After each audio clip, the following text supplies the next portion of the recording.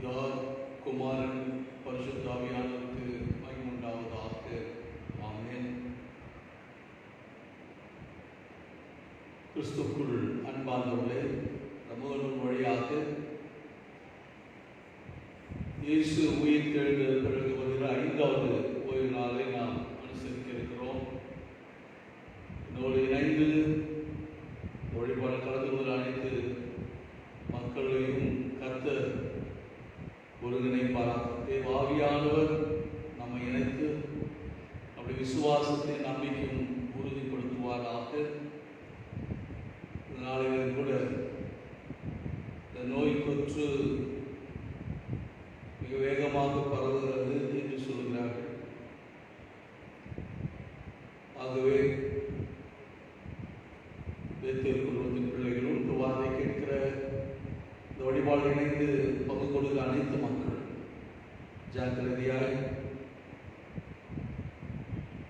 அரசாங்கம் சொல்லுகின்ற கட்டுப்பாடுகளுக்கு இணங்கி உங்களை காத்துக் கொள்ளும்படி அன்போடு கேட்டுக்கொள்கிறேன். மற்றவர்களிடத்திலிருந்து இந்த நோய் தொற்று உங்களுக்கு வராமல் உங்கள் இடத்திலிருந்து நோய் தொற்று மற்றவர்களுக்கு பரவாமல் இருக்க நாம் தொடர்ந்து செவிக்கலாம். எனக்கு பாதிப்பு இல்லை என்று சொல்லுவீர்கள். உங்களுக்கு நல்ல ஒரு பலன், இம்யூனிட்டி பவர் இருக்கும். ஆனால் உங்களுடைய சரீரத்தில் அந்த நோய் தொற்று இருக்கும். ஆனால் நீங்கள் பேசுகிற பங்கு கொள்ளுகிற இடத்துல பலவீனமாக இருக்கிறவர்கள் மத்தியில் அந்த நோய் தொற்று அவர்களுக்கு போய் அவர்களை பாதிக்கும். உங்களுக்கு பாதிப்பு இருக்கா? இப்படிதான் எனக்கு பாதிப்பு இல்லை, உங்களுக்கு பாதிப்பு இல்லைன்னு சொல்லி நம்ம 2 பேரும் சேர்ந்து பேசிக்கொண்டிருக்கிறோம். யார் பலவீனர்களோ அந்த பலவீனமாக இருக்கிறவர்களை தாக்குகிறது என்பதை நாம் புரிந்து நாம் இந்த நாட்களில் நம்மை காத்துக்கொள்வோம். ஆண்டு நமக்கு ஞானத்தை கொடுத்துள்ளார். உங்களுடைய காணிக்கைகளை ஆலயத்தில் பொருளாளர்களிடத்திலோ அல்லது பணியாளர்களிடத்திலோ நீங்கள் ஆலயத்துக்கு வரும்போதெல்லாம் கொடுத்து விடும்படி கேட்டுக்கொள்கிறேன். இந்த காணிக்கை பெட்டி இங்கே ஆலயத்தில் இருக்கிறது. அதில் நம்ம காணிக்கைகளை செலுத்தும்படி அன்போடு கேட்டுக்கொள்கிறேன். ஜெபம் செய்வோம். இம்மட்டும் எங்களை பாதுகாத்து பராமரித்து வழிநடத்தி வருகின்ற ஆண்டவரே, நாங்கள் ஆலயத்தில் வழிபட முடியல, ஒருமித்து தொழுது கொள்ள முடியாவிட்டாலும் இல்லந்தோறும் இந்த வழிபாடுகள் நடத்தப்படுகிறது. குடும்பமாய் பிள்ளைகள் ஒருமித்து அமர்ந்திருந்து இந்த வழிபாடுகளை இணைந்து கொள்வதற்காக நமக்கு ஸ்தோத்திரம். அப்படிப்பட்ட வசதிகளை இப்பொழுது நீங்கள் கொடுத்திருக்கிறீர்கள், நன்றி படைக்கிறோம். ஆண்டவரே, இந்த நாளின் வழிபாடுகள் கர்த்தர் பொறுப்படுத்திக் கொள்ளுங்கள். நாங்கள் உண்மை துதித்து பாடுடைய வார்த்தையை தியானிக்கும் போது எங்களோடு பேசுகிறோம்.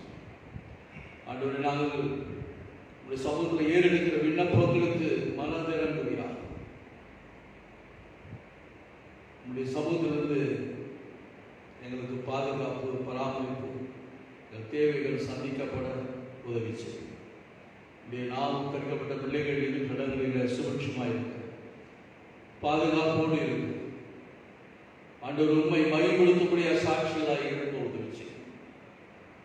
சிறப்பாக இந்த ஆறு நேரம் பொழுது கர்த்தர் பொறுப்படுத்தி இயேசு கிறிஸ்துவின் நாமத்தினால் சொல்லும் நல்ல பிதாவே. நாம் யாரும் சேர்ந்து கிறிஸ்துவ பாமாலையில் 249வது பாமாலை நல்மீட்பர் பச்சந்திலும் ரட்சண்ய வீரரே என்ற பாடலை சந்தனை சேர்ந்து பாடலாம். நல்மீட்பர் பச்சந்திலும் ரட்சண்ய வீரரே, ராஜாவின் கொடியேற்றி போராட்டம் செய்யுமே, சேனாதிபதி இயேசு மாற்றாரை மேற்கொள்வார், பின் வெற்றி கிரீடம்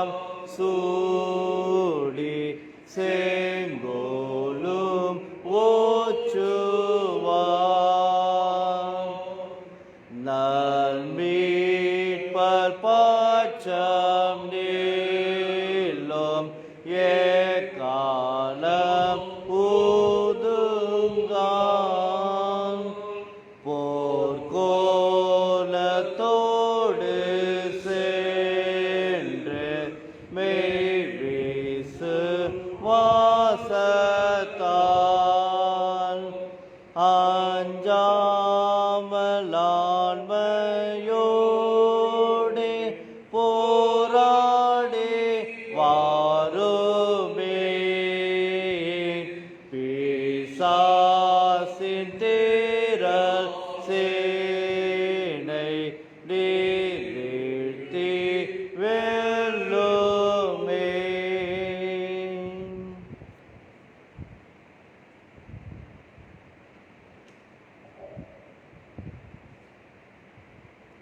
நாம் கடவுளை தொழுவோம். கடவுள் ஆவியாய் இருக்கிறார். அவரை தொழுது கொள்ளுங்கள். ஆவியோடும் உண்மையோடும் அவரை தொழுது கொள்ள வேண்டும். நம்முடைய பிதாவாகிய கடவுளாலும் கர்த்தராகிய இயேசு கிறிஸ்துவினாலும் உங்களுக்கு கிருபையும் சமாதானமும் உண்டாவதாக. ஆமென். திரியேக கடவுளை நாம் போற்றுவோம். எங்கள் தந்தையாம் கடவுளே, உமது வல்லமையினாலும் ஞானத்தினாலும் எல்லாவற்றையும் படைத்து ஒரு குமாரனை எங்கள் ரட்சகராக தரும்படி உலகத்தில் அன்பு கூர்ந்தீரே, உம்மை போற்றுகிறோம். உம்மை நாங்கள் போற்றுகின்றோம். குமாரனாம் கடவுளே, பாவத்தை தவிர்த்து எல்லாவற்றையும் எங்களைப் போல் மனிதராக எங்கள் பாவங்களுக்காக ஒப்புக் கொடுக்கப்பட்டு எங்களை நீதிக்காக உயிர்த்தெழுந்தவரே, உம்மை போற்றுகிறோம். உம்மை நாங்கள் போற்றுகின்றோம். பரிசுத்த ஆவியானவரே, கடவுளே, எல்லா உண்மைக்கும் எங்களை வழிநடத்தி கடவுளின் அன்பை எங்கள் நெஞ்சில் பொழிபவரே, உம்மை போற்றுகிறோம். உம்மை நாங்கள் போற்றுகின்றோம். பிதா, குமாரன், பரிசுத்த ஆவியாகிய கடவுளே, உமக்கே எக்காலம் எல்லா புகழும் மகிமையும் உண்டாவதாக. ஆமென்.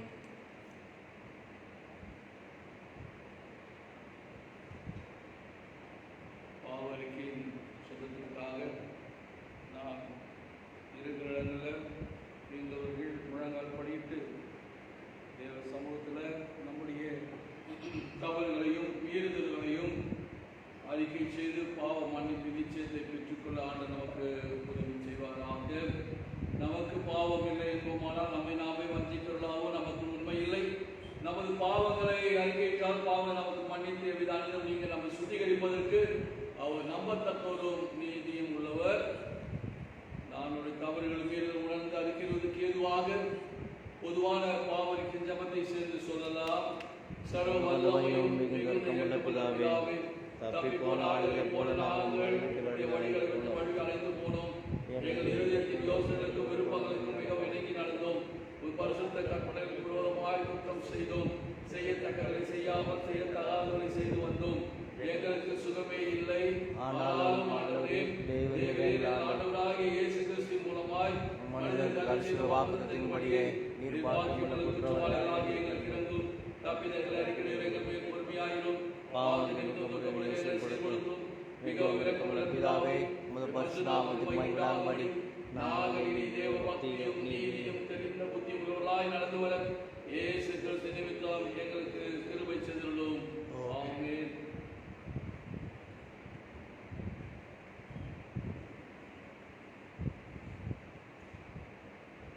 பாவ அறிக்கை செய்த நாம் தேவ சமூகத்திலிருந்து பாவம் மன்னிப்புக்கான உறுதிப்பாடை நாம் பெற்றுக்கொள்ளலாம். சர்வ வல்லமையும் மிகுந்த இரக்கமுள்ள ஆண்டவர் மன்னிப்பையும் பாவ நிமித்தையும் நமக்கு கட்டளையிட்டருளி வாழ்க்கையை சீர்படுத்துவதற்கான காலத்தையும் தமது பரிசுத்த கிருபையும் தேற்றுதலையும் உங்கள் ஒவ்வொருவருக்கும் இன்று தந்தருள்வாராக. ஆமென். திருவசன போதனை. ஆண்டவரை துதியுங்கள், ஆண்டவர் நாமம் துதிக்கப்படுவதாக. ஆமென். இந்த நாளுக்குரிய வேத பாடங்கள் முறையாய் வாசிக்க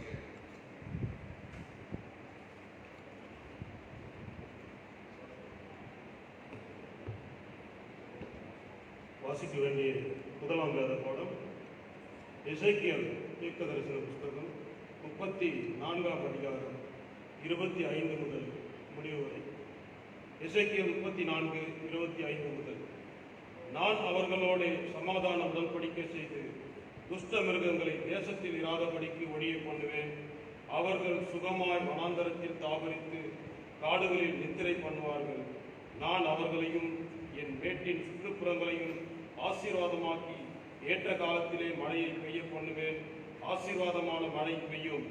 வெளியின் விருட்சங்கள் தங்கள் கனியை தரும். பூமி தன் பலனை கொடுக்கும்.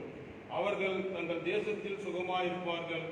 நான் அவர்கள் நுகத்தின் கயிறுகளை அறுத்து அவர்களை அடிமை கொண்டவர்களின் கைக்கு அவர்களை நீங்களாக்கி விடுவிக்கும் போது நான் கர்த்தர் என்று அறிந்து கொள்வார்கள். இனி அவர்கள் புறஜாதிகளுக்கு கொள்ளையாவதில்லை. பூமியின் மிருகங்கள் அவர்களை பட்சிப்பதும் இல்லை. தத்தளிக்க பண்ணுவார் இல்லாமல் சுகமாய் தங்குவார்கள். நான் அவர்களுக்கு கீர்த்தி பொருந்திய ஒரு நாட்டை எழும்ப பண்ணுவேன். அவர்கள் இனி தேசத்திலே பஞ்சத்தால் வாரிக்கொள்ளப்படுவதும் இல்லை. இனி புறஜாதிகள் செய்யும் அவமானத்தை சுமப்பதும் இல்லை. தங்கள் தேவனாகிய கர்த்தராயிருக்கிற நான் தங்களோடே இருக்கிறதையும் இஸ்ரவேல் வம்சத்தாராகிய தாங்கள் என் ஜனமாய் இருக்கிறதையும் அவர்கள் அறிந்து கொள்வார்கள் என்று கர்த்தராகிய ஆண்டவர் சொல்லுகிறார். என் மந்தையும் என் மேய்ச்சலின் ஆடுகளுமாகிய நீங்கள் மனுஷர், நான் உங்கள் தேவன் என்று கர்த்தராகிய ஆண்டவர் உரைக்கிறார் என்று சொல் என்றார். பாடம் முடிந்தது. தேவனே நமக்கு ஸ்தோத்திரம் உண்டாவதாக.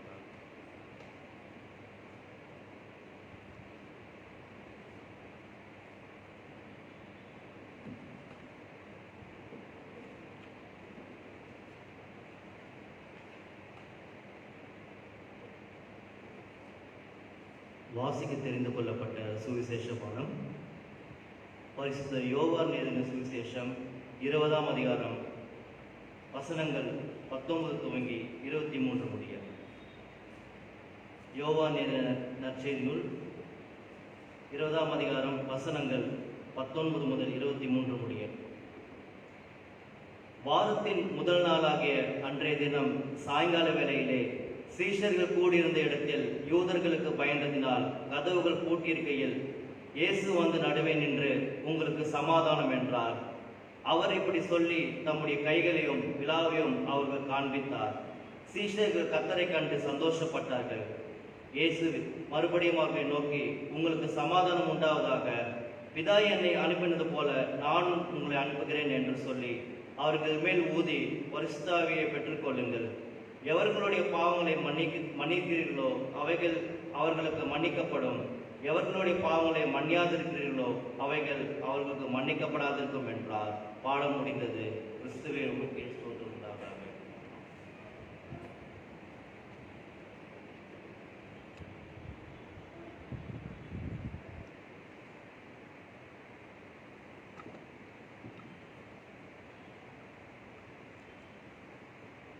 ஆண்டவராகிய இயேசு கிறிஸ்துவின் இனிதான நாமத்தினாலே உங்கள் யாவருக்கும் என்னுடைய வாழ்த்துக்கள். கர்த்தர் உங்களை ஆசீர்வதித்து பாதுகாத்து வழிநடத்துவாராக. இந்த நாளிலும் கூட நாம் சிந்திக்கும்படியாக தெரிந்து கொள்ளப்பட்ட வேத பகுதிகளை வாசிக்க கேட்டோம். இந்த நாளினுடைய தலைப்பு நமக்கு கொடுக்கப்பட்டிருக்கிறது, Christ invitation to be an expression of mission. Christ's invitation to be an expression of mission. அருட்பணியின் வெளிப்பாடாக கிறிஸ்துவின் அழைப்பு. அருட்பணியின் வெளிப்பாடாக கிறிஸ்துவின் அழைப்பு. இந்த தலைப்பில் நாம் இந்த வேத பகுதியை நாம் சிந்திக்க இருக்கும். நாம் வாசிக்கப்பட்ட இரு பகுதிகளும் மிக முக்கியமான பகுதிகள். இஸ்ரவேல் மக்கள்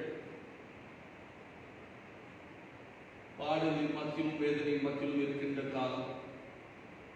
அவர்களுக்கு மெய்ப்பனாக ஆசாரியர்கள் இருந்தார்கள். அவருடைய மெய்ப்பர்கள் அவர்களை நல்லா மெய்ப்பாங்கன்னு நினைச்சார் ஆண்டவர். ஆனால் அவர்கள் தங்களையே மேய்த்துக் கொண்டார்கள். ஆடுகளை சிதறவிட்டார்கள். காட்டு மிருகங்கள் அதை பட்சித்தது. அவர்கள் சிதறுண்டு போனார்கள். அப்படிப்பட்ட ஒரு காலம்தான் எசேக்கியா தீர்க்கதரிசி மூலமா ஆண்டவர் அவர்களுக்கு ஒரு நம்பிக்கையின் வார்த்தை, ஆண்டவர் இருக்கின்றார் ஒரு வெளிப்பாடை அவர்களுக்கு கொடுக்கிறார். சிதறுண்ட மக்களுக்கு ஒரு வாழ்வு என்ற நம்பிக்கை கிடைக்கிறது. அந்த நம்பிக்கையின் வார்த்தை தான் எசேக்கியா தீர்க்கதரிசி மூலமா மக்களுக்கு இயேசு ரட்சகர், மீட்பர், அவர் நல்ல ஒரு மேசியா, புதிய ராஜ்யத்தை உருவாக்குவார் என்று அநேகர் நம்பி அவர் பின் சென்றார்கள். பின் சென்றவர்கள் ஆண்டவர் தனக்கென்று சீஷரை தெரிந்து கொண்டார். இயேசு ஒரு 3 முறை அவர்களுக்கு தெளிவான ஒரு வெளிப்பாடை கொடுத்தார். இந்த மக்கள் மூலமாக நான் பாடுபட போகிறேன், மதிக்க போகிறேன், ஆனாலும் நான் உயிர் எழுவேன், பிறகு கலிலேயாவில் வாங்க நம்ம பார்க்கலாம் என்று 3 முறை தன் சீஷனுக்கு சொல்லியிருந்தும் இயேசு பாடுபட்டு சிலராருக்கு மறித்து உயிர் தெழுந்தார். உயிர் தெழுந்த பிறகு மக்கள் சிதறுண்டு போனார்கள். இயேசு பின் சென்றவர்கள் எல்லாம் இப்பொழுது இயேசு என்று சொன்னால் உயிருக்கு பயம். இயேசு உயிர் தெழுந்தார் என்று சொன்னால் கொண்டு போடுவார்கள், கசாடி விடுவார், சிறையில் அடைக்கப்படுவார்கள். உயிர் ஆபத்து என்ற நிலையில சிதறுண்டு போனார்.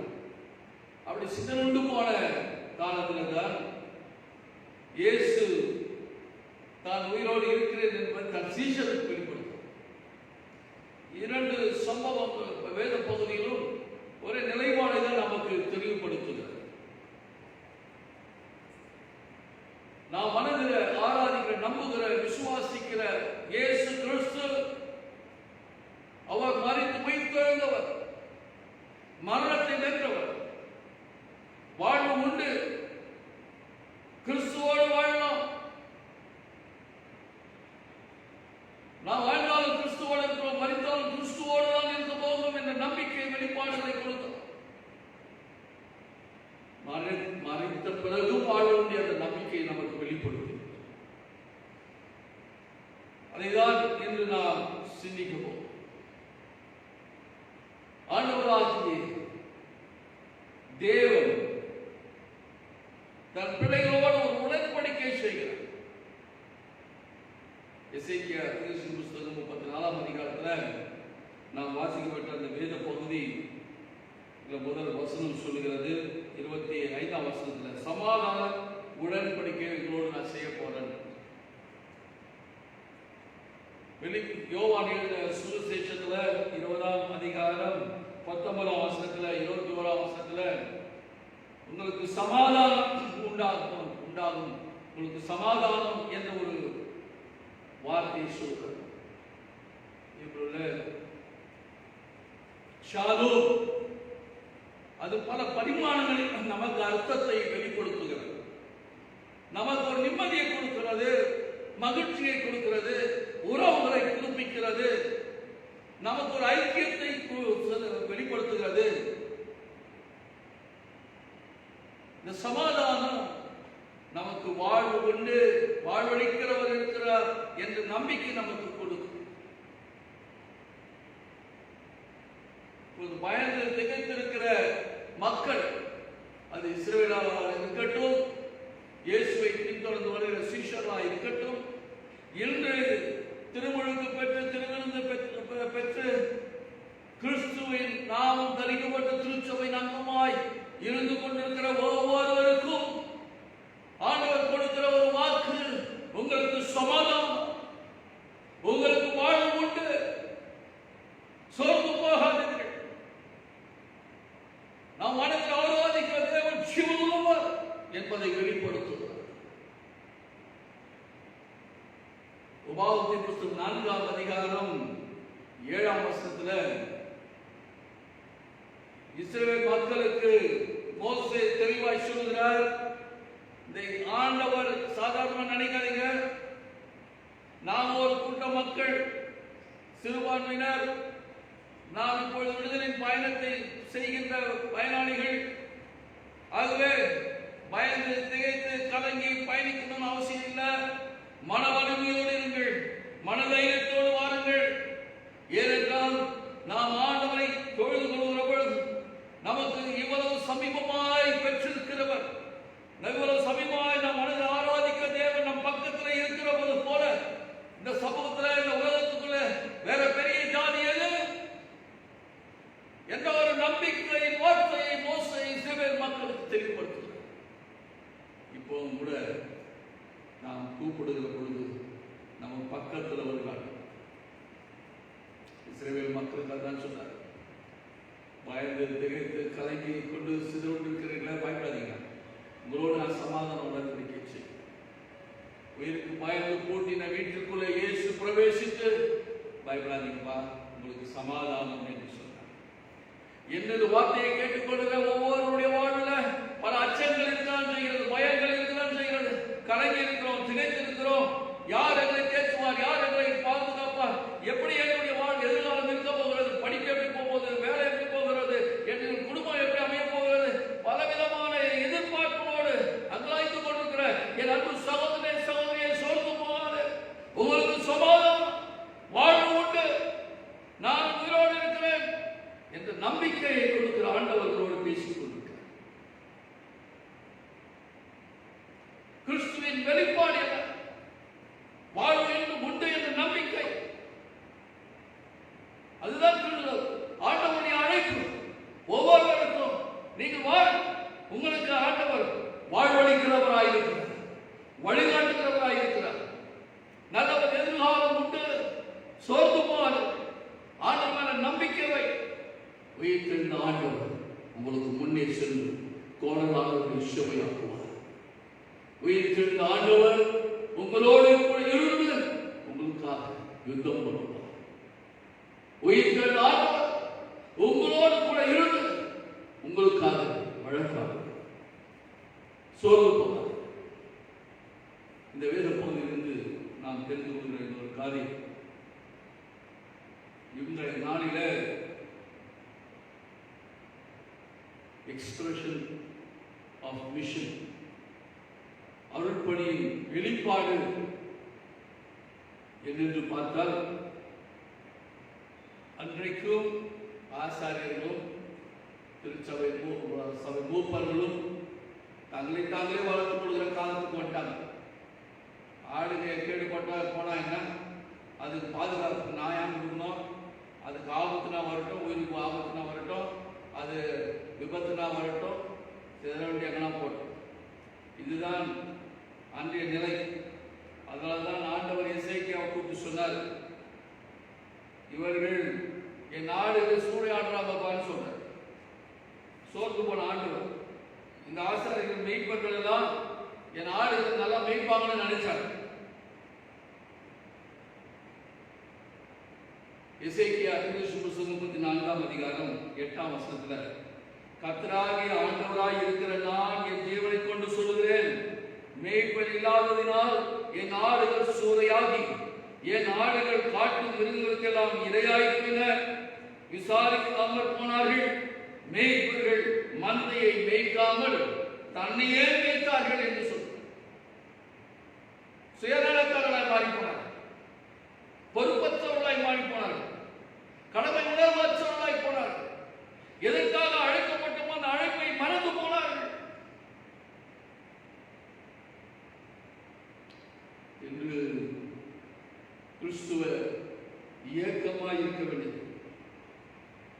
ஏழை எளிய மக்கள், உண்ண உணவு, உடுக்க உடை, இருக்க இடம் இல்லாமல் தவிக்கிற மக்கள் பார்த்து பல்லவித்து அவர்களிடம் இறக்கம் பாராட்டி அவர்களுக்கு உதவி செய்ய வேண்டும், அவர்களை பாதுகாக்க வேண்டும், அவர்களுக்கு நல்வழிப்படுத்த வேண்டும் என்ற ஒரு அழைப்போடு தான் இந்த கிறிஸ்துவ மார்க்கம் வெளிப்பட்டது.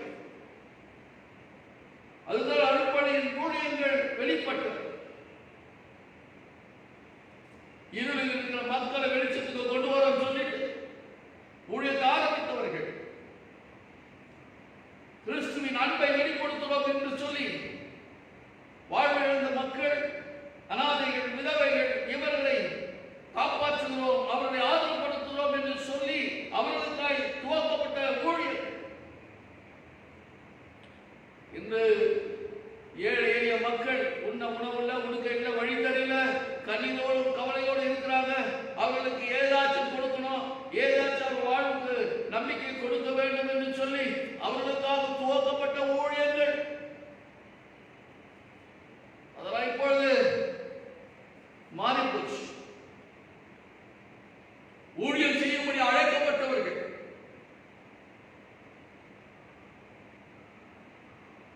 கொள்கிறவர்களாக மாறி போனார்கள். ஊழியம் செய்யல சொல்றாங்க,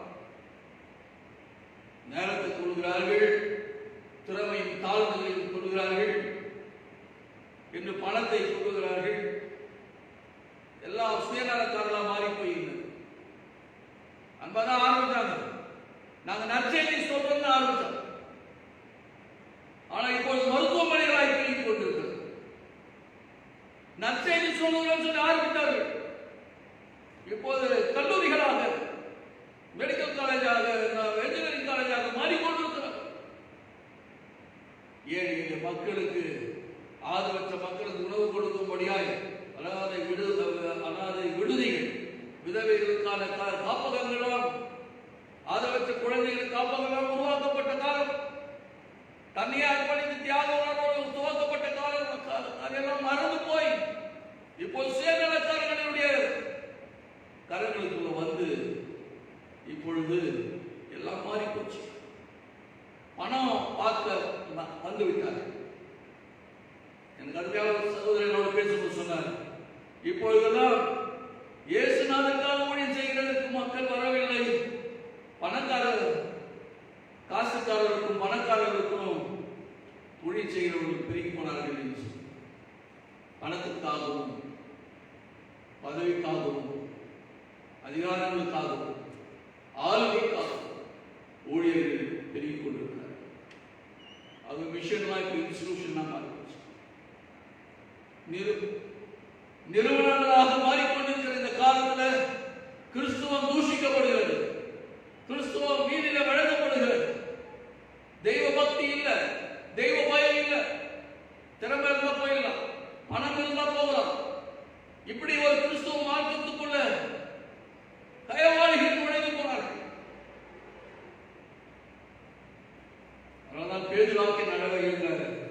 1 பேதுரு புத்தகம் 2ஆம் அதிகாரத்துல முதல் 2 வசனங்களை வாசித்தால் அழகா பண்ண, இப்படி இருக்க கர்த்தர் தயவுள்ளவர் என்பதை நீங்கள் ருசி பார்த்தது உண்டானால் சகல துர்குணத்தையும், சகலவித கபடத்தையும், வஞ்சகங்களையும், பொறாமைகளையும், சகலவித புறக்கூறுகளையும் ஒழித்துவிட்டு நீங்கள் வளர்படி புதிதாய் பிறந்த குழந்தைகளை கூட திருவசனமாகிய கலகம் இல்லாத ஞான பாலின் மேல் வாஞ்சையாயிருங்கள் என்று சொன்னார்.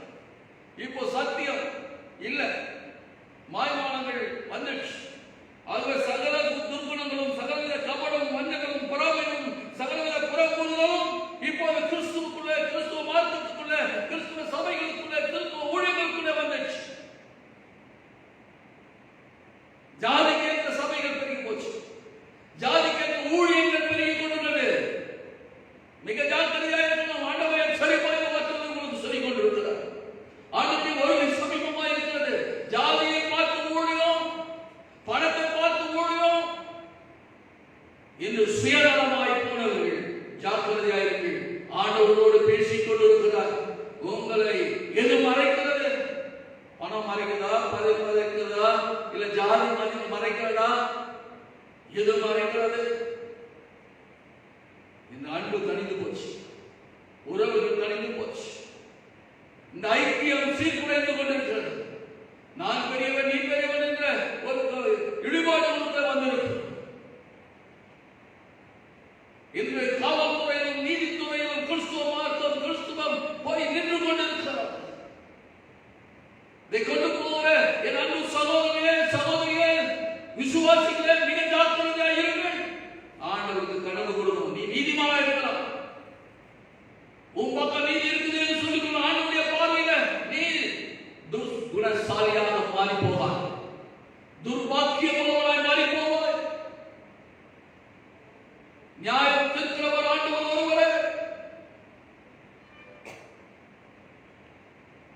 அதனால் ஆண்டவராகிய இயேசு பூட்டி இருக்கிற வீட்டுக்குள்ள நுழைந்து சீஷர்களுக்கு சமாதானம் என்று சொன்னவர் தன் காயங்களை காட்டுகிறார் என்று இன்று வாசிக்கப்பட்ட யோவான் எழுதின சுவிசேஷம் 20ஆம் அதிகாரத்தில் பார்க்கிறோம்.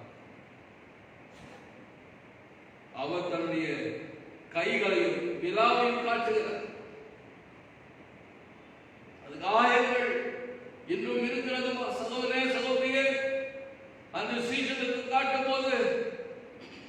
அந்த காயங்களையும் அந்த விழாவையும் கைகளையும் கால்களையும் விழாவையும் பார்க்கும் பொழுது அந்த காயங்கள் அவர்களுக்கு எச்சரிப்பு கொடுக்கக்கூடியதாகவும் உற்சாகத்தை ஊக்கத்தை கொடுக்கக்கூடியதாகவும் இருந்தது. ஆண்டவரே இயேசுவே, உம்மை குறித்து நாங்கள் அறிவிக்கும்படி, உம்மை அறிந்திருக்கிற நாங்கள் அறிவிக்கும்படி எங்களை தகுதிப்படுத்துங்கன்னு சொல்லி கேட்டுப்பாங்க. அதனாலதான் இயேசு சொன்னார், என் பிதா என்னை அனுப்பினாரு, நான் உன்னை அனுப்புறேன் பாச்சு. பிதா என்னை அனுப்பினா நான் உங்களை அனுப்புறேன், தைரியமா போ, நான் உன் கூட தான் இருக்கேன். பணத்துக்காகவோ பொறுப்புக்காகவோ அல்ல, ஆத்மா ஆதாயம் செய்வதற்காக, ஆத்மாக்களை கொள்ளைப்பொருளாய் கொள்வதற்காக. நீங்கள் புறப்பட்டு போங்கள். அதுதான் உயிர்த்தெழுந்த கிறிஸ்துவினுடைய வெளிப்பாடு. இந்த உலகத்தின் பாவத்தை சுமந்து தீர்த்தவன் நான், இந்த உலகத்தின் சாபத்தை என் மேல் ஏற்றுக்கொண்டேன், இந்த உலகத்தில் இருக்கிற பாடுகளும் வேதனைகளும் என் மேல் சுமந்து நான் சிலுவையில் என்னையே அர்ப்பணித்தேன். நான் மரித்து உயிர்த்தெழுந்தவன். உயிர்த்தெழுதலின் அடையாளத்தை வைத்து சீஷர்கள் சந்தோஷப்பட்டார்கள். உண்மையாகவே இயேசு உயிர்த்தெழுந்தார், அவர் எங்களை அனுப்புகிறார் என்ற மன வலிமையை பெற்றார். அது ஒரு தைரியம் வந்தது. உயிர்த்தெழுந்த ஆண்டவர் சரத்தை பார்த்துக் கொள்வார் என்ற நம்பிக்கை. அதனால்தான் எசேக்கியா தீர்க்கதரிசி மூலமா இஸ்ரவேல் மக்களுக்கு ஒரு நம்பிக்கை அன்று கொடுத்தார். சிதறுண்டு போனவர்களுக்கு ஒரு நம்பிக்கை. உங்களுக்கு சமாதான உடன்படிக்கை ஆண்டவர் மக்களோடு செய்து கொள்கிறேன். உங்களுக்கு சமாதானம். துஷ்ட மிருகங்கள் தேசத்தில் இராதபடிக்கு அதை ஒழிய பண்ணுவேன். வனாந்திரத்தில் சந்தோஷமா இருக்கலாம், காடுகளில கவலை இல்லாம பயம் இல்லாமல் நித்திரை பண்ணலாம். எங்கும் ஆண்டவர் நிறைந்திருக்கிறார். அவர் உங்களுக்காக யாவையும் செய்து முடிக்கிறவர் என்ற நம்பிக்கை அன்று எசேக்கியா இஸ்ரவேல் மக்கள், எசேக்கியா தீர்க்கதரிசி மூலமா இஸ்ரவேல் மக்களுக்கு சொல்லுவாங்க. நான் மழை வரப்படும், காடுகளெல்லாம் செழிப்பாங்க. அழகா சொல்றாரு 27ஆம் வசனத்துல எசேக்கியா தீர்க்கதரிசி 34ஆம் அதிகாரத்துல, வெளியின் விருட்சங்கள் தங்கள் கனிகளை தரும், பூமி தன் பலனை கொடுக்கும், அவர் தன் தேசத்தில் சுகமாய் இருந்தார்கள். நான் அவர்கள் நுகத்தின் கயிறுகளை அறுத்து அவர்கள் அடிமை கொண்டவர்களின் கைக்கு அவர்களை நீங்களாக்கி விடுவிக்கும் போது நான் கர்த்தர் என்று அறிந்து கொள்வீர்கள் என்று ஆண்டவர் சொல்ற நல்ல ஒரு வெளிப்பாடு கொடுக்கிறார்.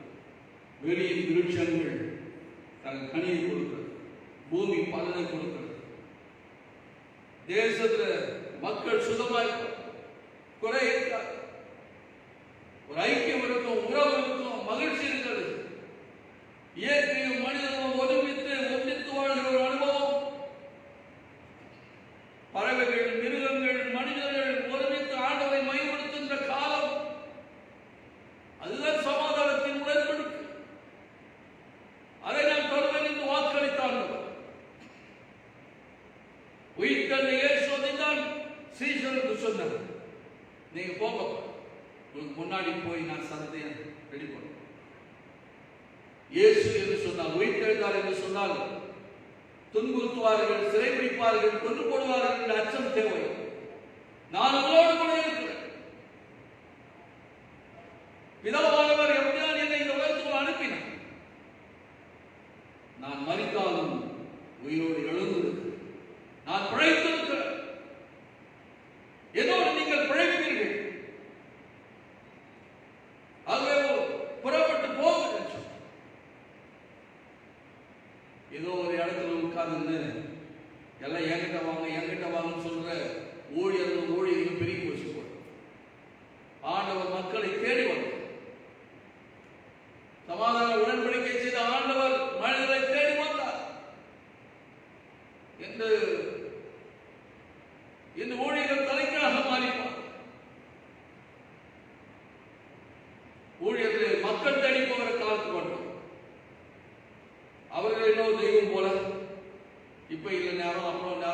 ஆண்டவர் இப்ப சொல்லல, அப்புறம் சொல்றாரு. ஆண்டவர் சொன்ன நான் வரேன். இப்படி பார்க்கப்படும் மனதற்ற ஊழியர்கள், இறக்க பாராட்ட ஊழியர்கள் பெருகிக் கொண்டிருக்கிறார். இந்த கிறிஸ்துவ மார்க்கம் எங்கே போகும்? மக்களை தேடி வந்தவனான. அதான் சீஷருக்கு சொன்னார், பிதாவானவர் அங்கே இல்லப்பா, என்ன அனுப்பிச்சார், போய் பார்க்கணும். மனுமக்களை மீட்கும்படியாக பணியை கொடுத்தார். நீங்கள் இந்த அறையில பூட்டின வீட்டுக்குள்ள அறைக்குள்ள இருக்க தேவையில்லை, புறப்படுங்க, போய் மக்களை சொல்லி பார்த்து விசாரி, அவர்களுக்கு நற்செய்தியை சொல், அவர்களுக்கு இருக்கிற குறைகளை நிறைவாக்குங்கள் என்று சொல்லி அவர் மேல் ஊதினார். பரிசுத்த ஆவி வல்லமையை பெற்றார். அந்த பலனோடு அவர்கள் புறப்பட்டு போனார்கள் என்று சொல். கடைசியாக அவர்கள் இயேசு அவர்களை பார்த்து சொன்னார், நீங்கள் எவர்களை மன்னிக்கிறீர்களோ அவர்களை நான் மன்னிப்பேன். எவர்களுடைய பாவங்களை மன்னிக்கிறீர்களோ அவைகள் அவர்களுக்கு மன்னிக்கப்படும். எவருடைய பாவங்களை மன்னியாதிருக்கிறீர்களோ அவர்களுக்கு மன்னிக்கப்படாதிருக்கும் என்ற மகத்தான ஒரு அழைப்பாண்டவர் அவர்களுக்கு கொடுத்தார். ஏனென்றால் அவர்களுக்குள்ளே பரிசுத்த ஆவியானவர், அவர் மேல் ஊதினா பரிசுத்த ஆவியானவர் புது பலன் அவர்களுக்கு வந்தது. இப்போது தேவ பலனோடு அவர்களுக்கு சொன்னாரு, நீ யாரை மன்னிக்கிறீரோ அவர்கள் நான் மன்னிப்பேன். கூட தானே இருக்கிறார். பரிசுத்த ஆவியானவர் அவர்களோடு கூட இணைந்து போனதுனால இப்ப சொன்னாரு, நீ யாரை மன்னிக்கணும், அவங்களை நான் மன்னிக்கிறேன். யாரை மன்னிக்க கூடாது மன்னிக்கலையோ அவர்களை மன்னியாது இருக்கும். ஆண்டவர் ஒரு பக்கமோ ஊழியர் ஒரு பக்கம் இல்லை, சீஷர் ஒரு பக்கம் இல்லை. இப்போ ஆண்டவரும் ஊழியர் ஒருங்கிணைந்தார். ஊழியர் சீஷர் என்ன சொல்றாங்க அதை நிறைவேறுகிறது, நிறைவேறும். அந்த நம்பிக்கையை கொடுக்கும், அந்த அழைப்பு அவர்கள் கொடுக்கப்படுகிறது. அதுதான் உயிர்த்தெழுந்த இயேசு கிறிஸ்துவினுடைய ஊழியத்தின் வெளிப்பாடு, திருப்பணியின் வெளிப்பாடு. அவரை நம்புகிற விசுவாசிக்கிற, அவருடைய திருப்பணி ஆற்றுகிற ஒவ்வொருவர்களுக்குள்ள ஒரு தேவ பலன், தேவ மகிமை அவர்களுக்குள்ள இறங்குகிறது. அவர்கள் வாயிலுக்கு வருகிற வார்த்தைகள் தேவ வார்த்தைகளாக மாறும். அவர் சொன்ன, எவர்களை நீங்கள் மன்னிக்கிறீர்களோ அவர்களை நான் மன்னிக்கப்படுவேன், எவர்கள் மன்னியாதிருக்கிறோம் அவர்கள் மன்னியாதிருக்கும். அதுதான் ஆண்டவர் தம்முடைய பிள்ளைகளுக்கு கொடுக்கிற ஒரு விசேஷமான ஒரு பலன், ஊழியத்தின் அழைப்பு. அதை விட்டுட்டு உலகத்தை சார்ந்த காரியங்களுக்காக உலகத்தாரோடு இணைந்து போன இந்த கிறிஸ்துவ மார்க்கம் வெளியே கிறிஸ்துவத்திற்கு தனித்து நிற்க முடியாது. ஆண்டு நாமத்தை மகிமைப்படுத்த முடியாது, ஆண்டு நாமத்தை உயர்த்தும் முடியாது. நீங்கள் எதற்காக அழைக்கப்பட்டீர்களோ அந்த அழைப்பை நிறைவேற்ற முடியாது. ஆண்டவர் உங்களை அழைக்க, அந்த உயிர்த்தெழுந்த இயேசு கிறிஸ்துவின் அழைப்பாக இருக்கிறது. அன்றாகிய தேவன் எசேக்கியா தீர்க்கதரிசியின் மூலமாய் தெளிவாய் சொன்னார், இந்த இஸ்ரவேல் மக்கள் வம்சத்துக்குள்ள நான் உங்க கூட இருக்கிறப்பா, நான் உங்க தேவன், நீங்க என் ஜனம், நீங்கள் என்ன ஆடுகள், நான் உங்கள் மேய்ப்பன், நீங்க வேற நான் வேற இல்லை. நீங்கள் இருக்கிற இடத்துல கிறிஸ்துவ ஆண்டவரை அறியாத மக்கள், புரளாத மக்களுக்கு மத்தியில என்னால் அழைக்கப்பட்ட, என்னால் தெரிந்து கொள்ளப்பட்ட நீங்கள் இருக்கிற இடத்தில் நான் இருப்பேன். இனி உங்களுக்கு குறைவு இராது, பயம் இராது, இன்னைக்கு இனி பஞ்சம் இராது. உங்களுக்கு வேண்டிய காலத்தில் மழையை வருஷிக்க பண்ணுவேன். விருட்சங்கள் உங்களுக்கு கனி கொடுக்கிறதாய் மாறும், பூமி உங்களுக்கு பலன் தரும். அப்படியெல்லாம் ஆண்டவர் நமக்கு ஒரு நல்ல மெய்ப்பனாய் இருக்கும்போது, ஆண்டவர் என்னுடைய கடவுளாய் நான் தெரிந்து கொண்ட பொழுது, நான் அவருடைய ஜனமாய், அவருடைய மனுஷனாய், அவருடைய பிள்ளையாய் மாறும்பொழுது என் விருப்பத்தை ஆண்டவர் நிறைவேற்று, என் தேவைகளை ஆண்டவர் சந்திப்பார்.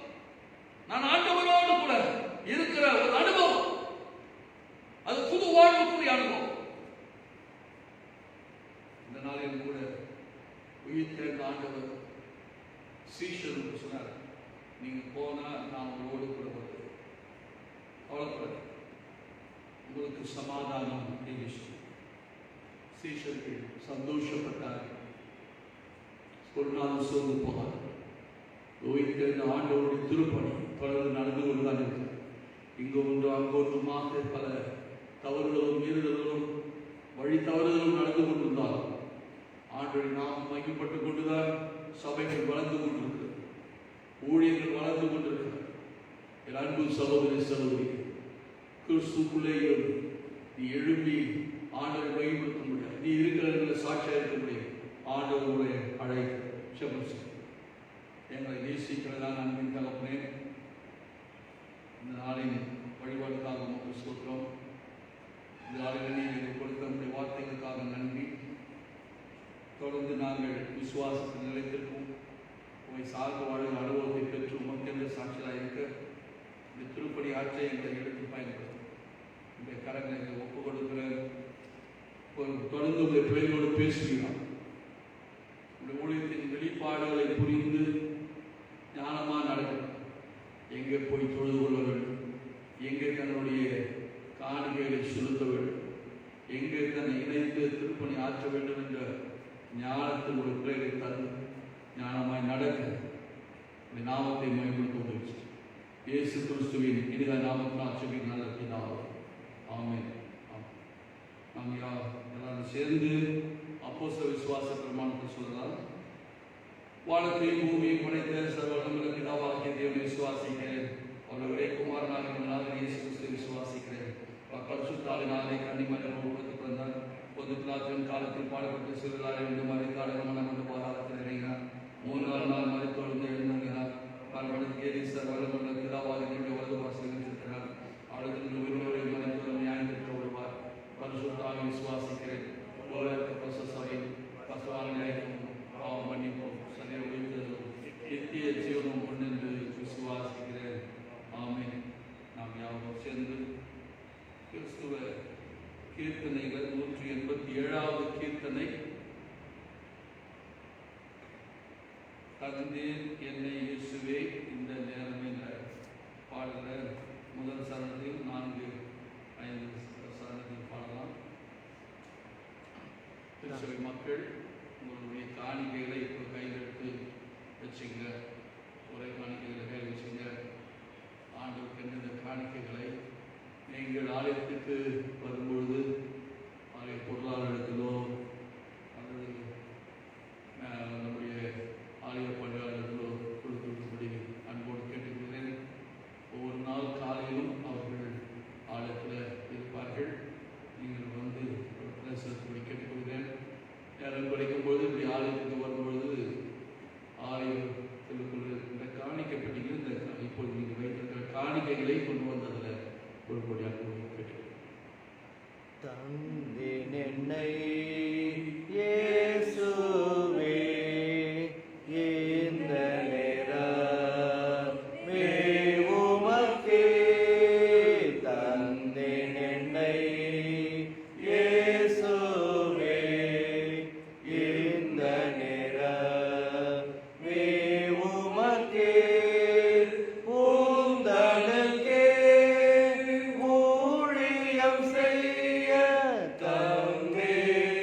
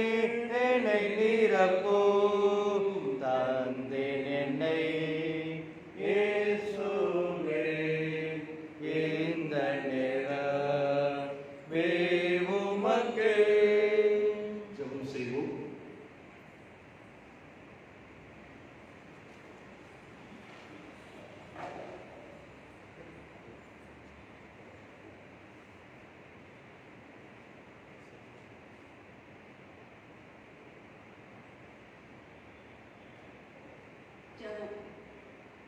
நேற்றும் இன்றும் என்றுமாக இருக்கிற அன்பின் ஆண்டவரே, இந்த நல்ல அருமையான ஓய்வு நாள் ஆராதனை வேலைக்காக நாங்கள் நன்றியோடு துதிக்கிறோம், சோதரிக்கிறோம்.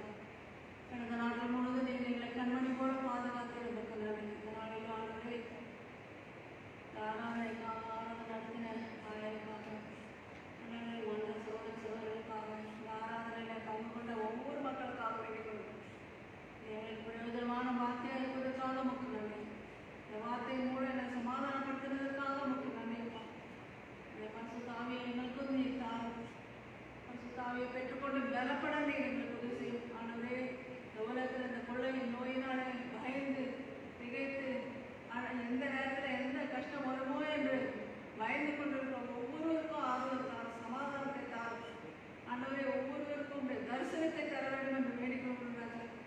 இந்த வார்த்தை எங்களுக்கு சமாதானப்படுத்துவதற்காக நமக்கு நன்றி. அதன் மூலமாக கொடுத்த இந்த வார்த்தையை எங்களை ஆறுதல்படுத்துவதற்காக நமக்கு நன்றி. ஆண்டவரே, தொடர்ந்து என் பிள்ளைகளை காத்துக்கொள்ளும், வழிநடத்தலும், ஆசிர்வதியும். தங்களுக்கு அன்பான மக்களை இழந்து தவிக்கிற ஒவ்வொருவருக்காக வேண்டிக் கொள்வோம். உலகம் தரக்கூடாத சமாதானத்தை தாரும். திருப்பதி விமலா தனசிங்காய் அவர்களுக்காக நாங்கள் வேண்டிக் கொள்கிறோம்.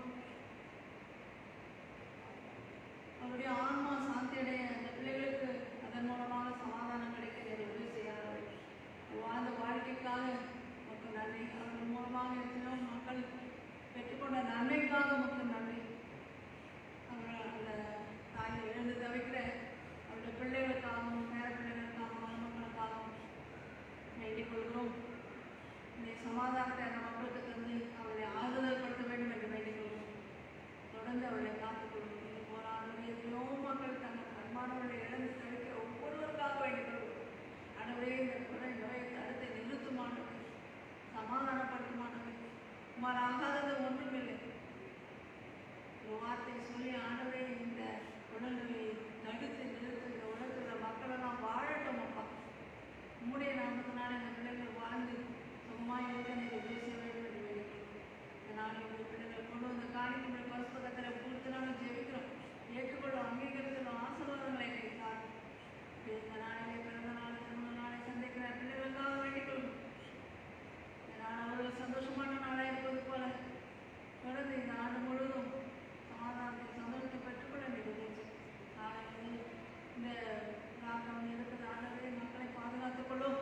எல்லா விதமான ஆபத்து, மோசம், நாசங்கள், விக்கினங்கள், வியாதிகளில் இருந்து ஒவ்வொருவரையும் பாதுகாத்துக் கொள்ள வேண்டும் என்று வேண்டிக்கொள்ளும். மீண்டும் நாங்கள் ஒருவரை சதிக்கு மட்டும் பரிசுத்தப்படுத்தணும். எங்களை ஒருவரோடு இருந்து காத்து வழிநடத்த வேண்டும் என்று இயேசுவின் மூலம் நெஞ்சு கேட்டுக்கொள்கிறோம்.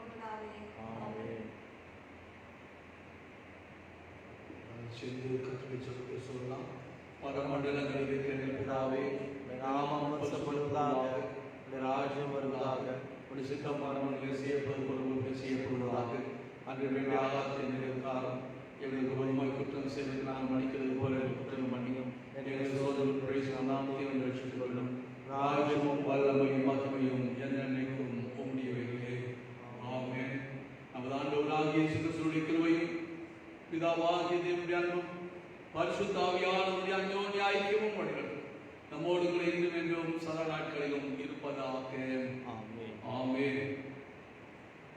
என் ஆத்துமாவே கர்த்தரை ஸ்தோத்திரி, என் முழு உள்ளமையான பரிசுத்த நாமத்தை ஸ்தோத்திரி. என் ஆத்துமாவே கர்த்தரை ஸ்தோத்திரி, கர்த்தர் செய்த சகல உபகாரங்களாக. ஆமென். கர்த்தர் உங்களோடு கூட இருப்பாராக. அவர் தமது ஆவியோடு கூட இருப்பாராக. சமாதானத்துடனே இல்லந்தோறும் மிக ஜாக்கிரதையாக சோஷியல் டிஸ்டன்ஸோடு மாஸ்க் அணிந்து உங்களை காத்துக் கொள்வது கத்தரோடு கூட இருப்பாராக. ஆமென். God bless you.